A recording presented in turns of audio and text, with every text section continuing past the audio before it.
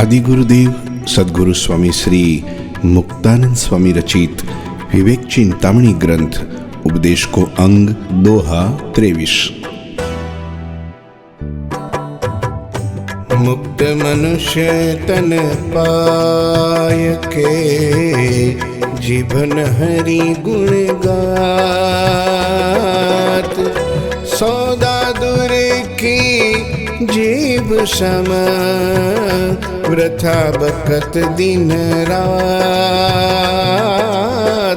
वृथा बकत दिन रात।